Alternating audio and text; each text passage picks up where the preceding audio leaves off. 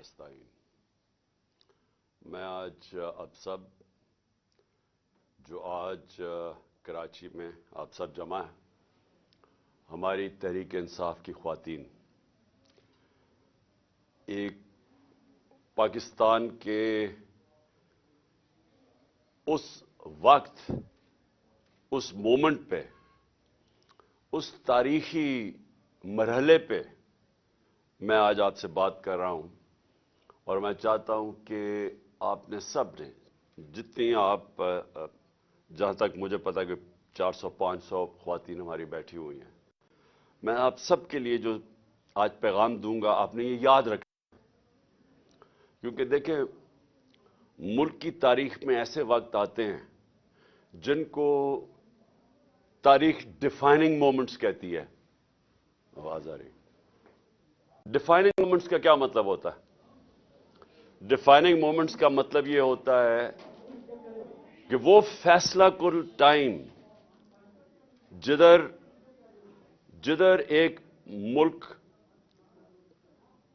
तबाही की तरफ भी जा सकता है, अरूज की तरफ भी जा सकता है। पाकिस्तान की तारीख का आज सबसे बड़ा क्राइसिस है। अगर मैं क्राइसिस देखूं तो हमारी जिंदगी के अंदर हमारा मुल्क टूटा, बांग्लादेश बना, मुझे वो अभी भी याद है। बहुत बड़ा क्राइसिस था पाकिस्तान में।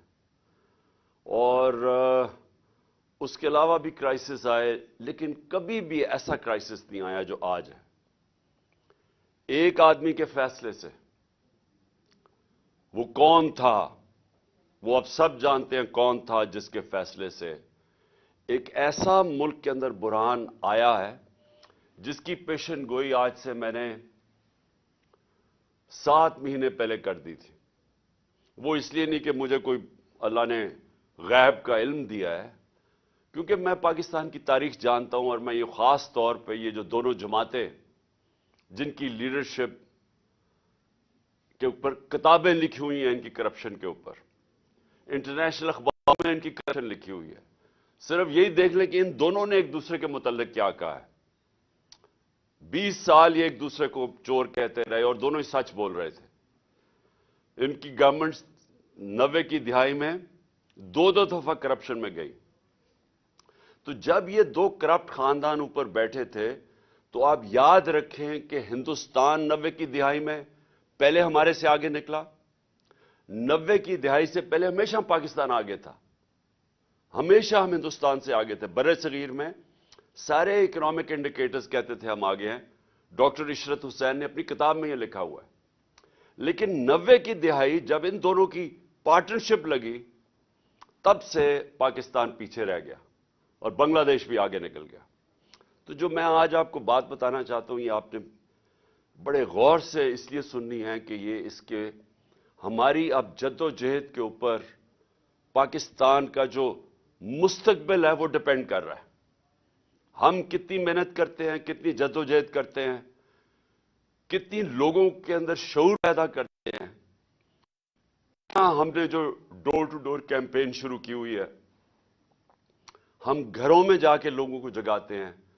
और जितना अवाम में शऊर आता जाएगा, उतना ही हम ये जो इतना बड़ा आज क्राइसिस के अंदर हम पड़ गए और ये मजीद बिगड़ेगा, हम इसका मुकाबला कर लेंगे। और वाहिद आपकी जमात है। ये याद रखें, आज अगर कौम किसी की तरफ देख रही है, वो आपकी तरफ देख रही है। क्योंकि ये सब एक तरफ हो गए हैं। सारी जमातें जो 30 साल से, और खास तौर पे ये दो बड़ी जमातें जो इक्तदार में बैठी रही हैं, ये सब एक तरफ हो गई हैं। और इस वक्त कौम को सिवाय आपकी जमात के कोई और नहीं नजर आ रहा जो पाकिस्तान को इस मुश्किल वक्त से अब निकालेगा। और ये हमेशा याद रखें कि हम अब तक ये उम्मीद लगा के रहते थे जी कि चलें जी, पॉलिटिशियन ने बुरा किया तो एस्टैब्लिशमेंट आ जाएगी और वो बचा लेगी। इस वक्त जिधर हम खड़े हैं, उसमें एक आदमी जिसके पास बड़ी ताकत थी, जनरल बाजवा, उसका बहुत बड़ा हाथ है, बल्कि उसी का हाथ है जो आज हम यहां खड़े हैं। और मैं फिर से, क्योंकि बार बार अपनी कौम को यह बताना चाहता हूं کہ میں نے اس کو بتایا بھی تھا اور میں نے شوکت ترین کو بھی بھیجا اس کو سمجھائیں کہ اگر آپ نے حکومت کو، ہماری حکومت کو ڈی سٹیبلائز کیا، جو بڑی مشکلوں سے ایک بینکرپٹ ملک تھا جو ہمیں ملا تھا، آج وہ کوئی اخبار میں اشتہار آیا ہوا ہے جی کہ انہوں نے ڈیفالٹ سے بچا لیا پاکستان کو. یہ ابھی اسد عمر نے میرے سے پہلے آپ سے بات چیت کی تھی. اسد عمر فائنانس منسٹر تھے جب ہماری گورنمنٹ آئی 2018 میں. ذرا اسد عمر سے بعد میں پوچھیں کہ ہمارے اوپر کیا گزر رہی تھی جب ہمیں پتا چلا صرف $8 ارب کے ہمارے پاس ریزروز رہ گئے تھے. یہی اسحاق ڈار نے سارا پیسہ $1 کو صرف مصنوعی طور پہ کنٹرول کرنے میں اس نے ہمارے اربوں ڈالر کے ریزروز غائب کر دیے. اور وہ ٹائم تھا جب جو تیل انٹرنیشنل مارکیٹ میں وہ آج کے مقابلے میں سب سے کم تھا. اس کی خوش قسمتی نون لیگ کی یہ تھی کہ ان کے دور میں تیل سب سے کم تھا. ہمارے دور میں تو وہ کرونا کے بعد سپر سائیکل آ گیا کموڈٹی کا، اوپر چلا گیا.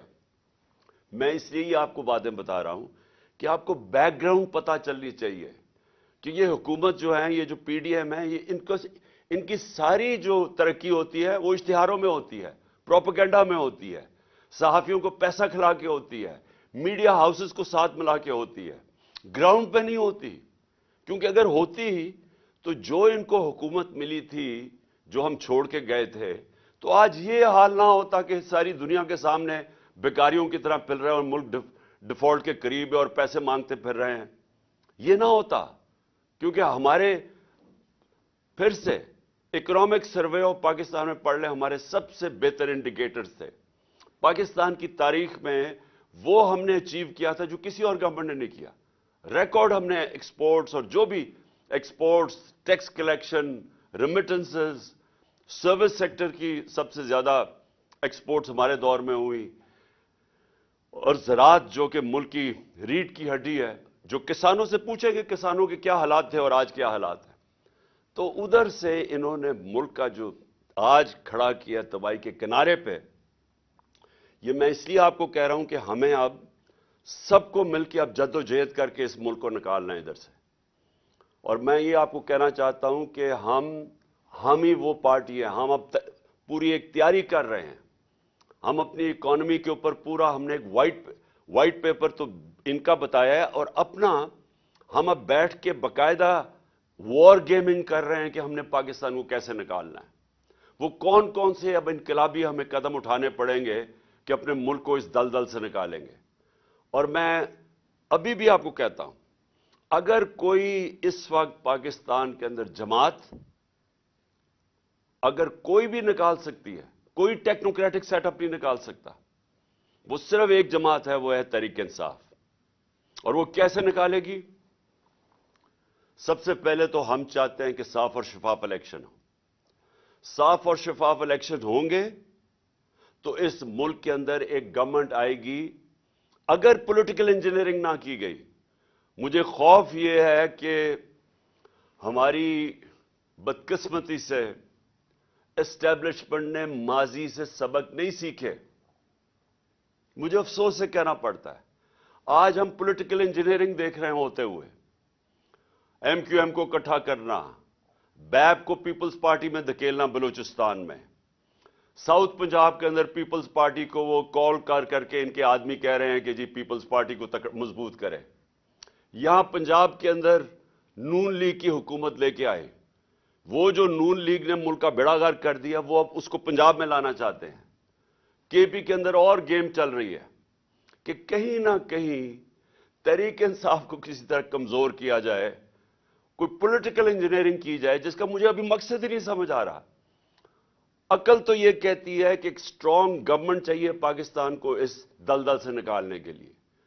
اگر یہ پولیٹیکل انجینئرنگ کر کے کمزور سا سیٹ اپ لے کے آنا ہے تو وہ تو ویسے ہی ملک کو سنبھال نہیں سکتا. کیونکہ جو بزنس کمیونٹی ہے، جو سرمایہ کار ہیں، جو انویسٹرز ہیں، جو پاکستان کے اندر بیٹھے ہیں، جو پاکستان کے باہر ہیں، جنہوں نے پاکستان میں جب تک وہ انویسٹمنٹ نہیں کریں گے، جب تک بزنس کمیونٹی کا اعتماد نہیں بحال ہوگا، تو پاکستان تو کیا بھیک مانگ کے تو نہیں نکل سکتا نا اس میں سے. اور میں پھر سے کہہ دوں، جن سے ہم بھیک مانگ رہے ہیں انہوں نے ایک بہت بھاری قیمت پاکستان سے مانگنی ہے بیل آؤٹ کرنے کے لیے. وہ بڑی قیمت وہ پاکستان کی سلامتی کے اوپر، اس کے اوپر ہم کمپرومائز کر کے وہ قیمت دیں گے ان کو. ملک کا مستقبل خطرے میں ڈال کے وہ جو قیمت مانگ رہے ہیں وہ دینی پڑے گی. لہذا ایک ہی طریقہ ہے، ایک مضبوط اور گورنمنٹ آئے جس کو لوگوں کو اور بزنس کمیونٹی کو اعتماد ہو کہ 5 سال کے لیے آئی ہے. اس کے بعد وہ انقلابی سٹیپس لے، وہ سٹرکچرنگ کرے پاکستان کی، وہ سرجری کرے پاکستان کی جو کوئی کمزور حکومت نہیں کر سکتی. وہ یہ جو ریلو کٹے آئے ہوئے ہیں پی ڈی ایم کے، یہ نہیں کر سکتے. ان کو تو سارا وقت ڈر ہے. ان کا تو سب کو پتا چل گیا نا کہ مقصد کیا تھا، اپنی چوری کو چھپانا. پہلے یہ ملک کی تباہی کرتے ہیں پاکستان سے پیسہ چوری کر کے، پھر اس کی تباہی کرتے ہیں وہ ملک سے باہر منی لانڈرنگ کر کے، بڑے بڑے محلات اور بزنسز اور گھر لے کے، اور پھر تباہی کرتے ہیں اس چوری کو این آر او دلوانے کے لیے، ملک کو بچانے کے لیے. جو انہوں نے ابھی نیب امینڈمنٹس کی ہیں، انہوں نے دروازے کھول دیے وائٹ کالر کرائم کے.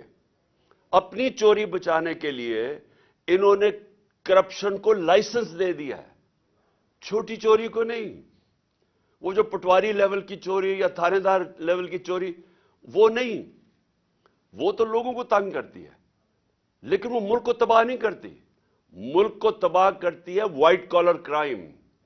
جب پرائم منسٹر ملک سے پیسہ چوری کرتا ہے، جب اس کے وزیر چوری کرتے ہیں، جس کو کہتے ہیں کرونی کیپٹلزم، کہ وہ وزیر اور پرائم منسٹر بڑے بڑے سرمایہ کاروں یا بزنس مین سے مل کے جب چوری کرتے ہیں اور وہ ملک سے پھر چوری کر کے پیسہ باہر بھجواتے ہیں، ایسے ملک تباہ ہوتے ہیں.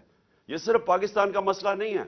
یہ آج اگر آپ ساری دنیا کی ڈیولپنگ ورلڈ دیکھ لیں، ڈیولپنگ ورلڈ کا مطلب جدھر غربت ہے، وہ ساری دنیا کے ان ملکوں میں جدھر غربت ہے وہاں سب اس طرح کی چوری ہو رہی ہے.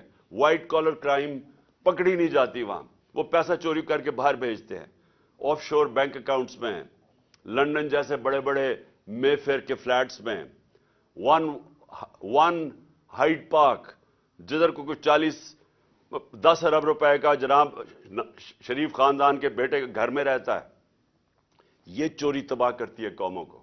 ڈالر کم ہوتے ہیں، روپے کی قیمت گرتی ہے، روپے کی قیمت گرتی ہے، مہنگائی آتی ہے، غربت بڑھتی ہے.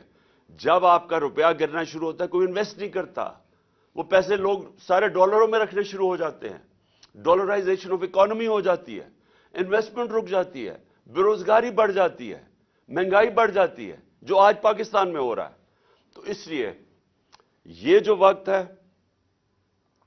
یہ وقت ہے جدوجہد کرنے کا. ہم ایک پرامن انقلاب بیلٹ باکس کے ذریعے لانا چاہتے ہیں. میں ساری ان قوتوں کو کہہ رہا ہوں جن کے پاس اس وقت طاقت ہے، میں آج آپ سب کو کہہ رہا ہوں کہ اگر آپ آج سب مل کے، سارے اداروں کو میں کہہ رہا ہوں کہ یہ پاکستان ہم سب کے ہاتھ سے نکل جائے گا. ہم اب سری لنکا سچویشن کے پہلے تو جب میں نے بات کی تھی 1 جون کے اندر ایک انٹرویو دیا تھا میں نے سبی ابراہیم کو، تو مجھے کہا تھا غدار ہے یہ. آج ساری دنیا وہ باتیں کر رہی ہے کہ ہم جا رہے ہیں ادھر جدھر سری لنکا کا مطلب یہ کہ لوگوں نے سڑکوں پہ اب آ جانا ہے. آٹے کی قیمت جدھر چلی گئی ہے اور آٹا مل نہیں رہا، وہ جو بیچارہ ایک آدمی کل آٹے کی لائن میں کھڑا ہو کے اپنی جان کھو بیٹھا ہے، یہ اب آگے مزید اور بڑھنے والا ہے. لوگوں کو کھانا جس ریٹ آٹا کی قیمت گئی ہے، ہمیں سب سے سوال پوچھنا چاہیے کون سی قیامت آ گئی پاکستان میں؟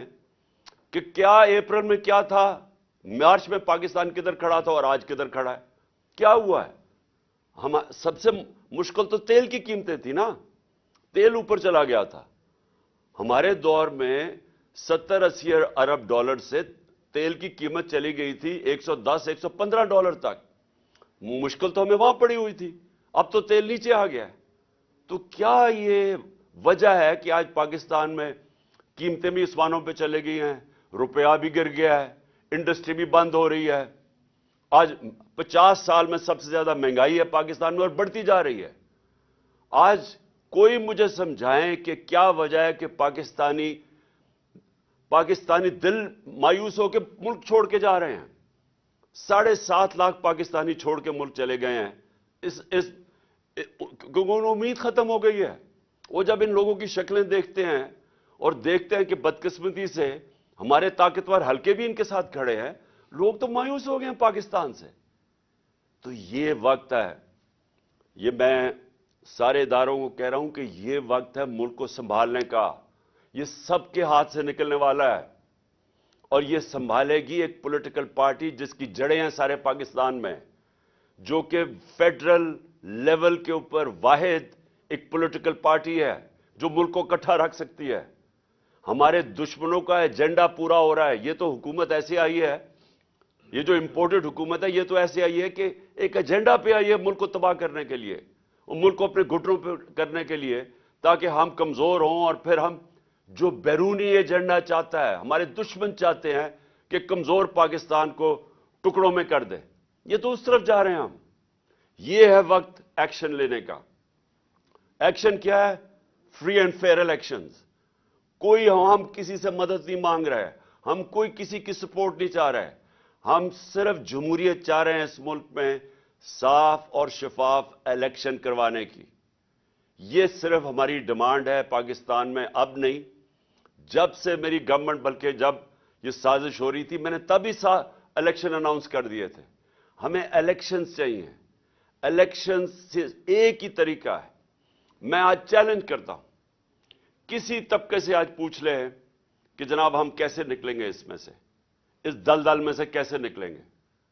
हर अक्लमंद इंसान एक ही बात करेगा, साफ और शफाफ इलेक्शन। और कोई पॉलिटिकल इंजीनियरिंग खुदा के वास्ते ना करें। ये जो हमारे मुल्क में एस्टैब्लिशमेंट ने पॉलिटिकल इंजीनियरिंग की है, पीछे उठा के देखें कितना नुकसान पहुंचा है पाकिस्तान को। शॉर्ट टर्म गेन्स के लिए लॉन्ग टर्म डिजास्टर हुआ इसका। तो मैं आखिर में अपनी कराची की ख्वातीन को कहना चाहता हूं, अब ये आपके लिए पॉलिटिक्स नहीं है, ये जहाद है। आप असल में मुल्क के लिए, अब अपनी कौम के लिए निकल रहे हैं। आप अपनी जात के लिए नहीं निकल रहे हैं, ओहदों के लिए नहीं निकल रहे हैं, वजारतों के लिए नहीं निकल रहे हैं। आप अपने मुल्क को बचाने के लिए निकल रहे हैं।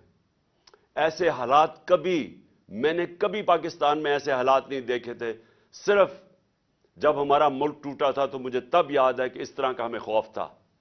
ये उसके बाद इतना बड़ा क्राइसिस आ चुका है और ये जितनी देर ये ऊपर बैठे रहेंगे, ये क्राइसिस मजीद बढ़ता जाएगा। कोई किसी के पास हल नहीं है। इन्होंने हर महीने पाकिस्तान नीचे गया है। ये जब से आए हैं, अब से तब से आप देख लें, हर इकोनॉमिक इंडिकेटर नीचे जा रहा है और ये समझ रहे हैं कि इश्तिहार दे के शायद निकलाए। अब वो इश्तिहारों का भी वक्त चला गया है। अब सोशल मीडिया आ गया है, सियासी शऊर आ गया लोगों में। हर चीज आप कोई चीज स्टेटमेंट देते हैं, आधे घंटे के अंदर सोशल मीडिया उसको बेनकाब करके रख देता है। तो आपके लिए जहाद है। ये टाइम है कि आपने डोर टू डोर जाना है। मैं ख्वातीन को खास तौर पे कह रहा हूं, क्योंकि इस वक्त मैंने देखा है कि जो हमारा बाय इलेक्शन हुआ है, इसमें हम इसके बावजूद बाय इलेक्शंस में कि सारी पार्टीज एक टिकट पे लड़ी, इलेक्शन कमीशन ने इतनी बेशर्मी से इनकी मदद की, एस्टैब्लिशमेंट इनके साथ खड़ी हुई। और सिर्फ हम कैसे जीते कि पाकिस्तानी कौम निकलाई वोट डालने के लिए। इन्होंने हमारे वोट्स भी बाहर फेंके, जो हलकों से कोशिश की कि हमारे वोट्स बाहर फेंक दें, फैमिलीज के वोट तोड़े, सब कुछ किया इन्होंने। लेकिन जो हमने आखिर में असेस किया, कभी इस तरह ख्वातीन नहीं निकली थी वोट डालने में जो इस बारी निकली हैं। और मैं असल में कहूंगा कि हमें ख्वातीन की वोट ने असल में हमें ये सारे जो 75% बाय इलेक्शन हम जीते हैं, उन्होंने हमें जताए हैं। इसलिए आपके ऊपर बड़ी जिम्मेदारी है। आपका मुल्क है, आपकी फैमिलीज हैं, आपका मुस्तकबल है। आपने अब मिल के हमारे साथ اس ملک کی خواتین اور مردوں نے اور بچوں نے اور سٹوڈنٹس نے اور نوجوانوں نے مل کے اب انشاءاللہ پاکستان کو اس برا